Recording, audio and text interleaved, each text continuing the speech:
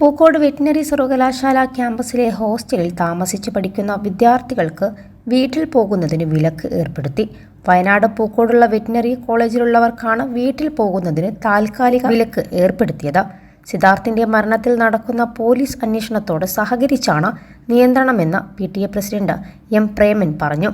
ആൺകുട്ടികൾക്കും പെൺകുട്ടികൾക്കും ഒരേപോലെ നിയന്ത്രണം ബാധകമാണ്. വിദ്യാർത്ഥികൾക്ക് മറ്റ് ആവശ്യങ്ങൾക്ക് വേണ്ടി കോളേജിന് പുറത്തുപോയി വരുന്നതിന് തടസ്സമില്ലെന്നും PTA പ്രസിഡന്റ് വ്യക്തമാക്കി.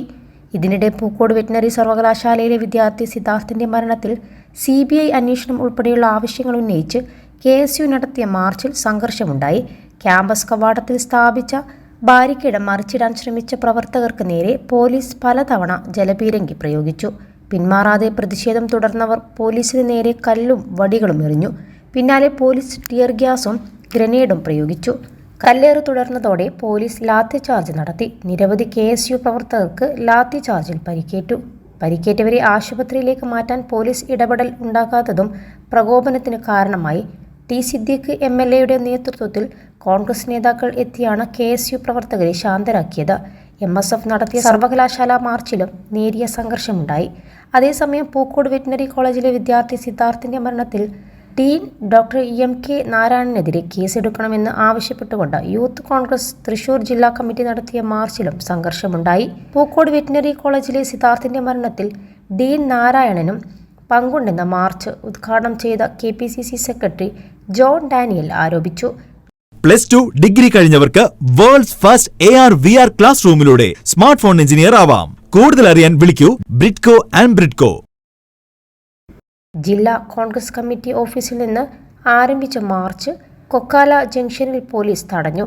ഉദ്ഘാടനത്തിന് ശേഷം പ്രവർത്തകർ പോലീസ് ബാരിക്കേഡ് മറിച്ചിടാൻ ശ്രമിച്ചതോടെ പോലീസ് ജലപീരങ്കി പ്രയോഗിച്ചു. ജില്ലാ പ്രസിഡന്റ് ഹരീഷ് മോഹൻ, സംസ്ഥാന general secretary advocate C. Pramod തുടങ്ങിയവർ നേതൃത്വം നൽകി.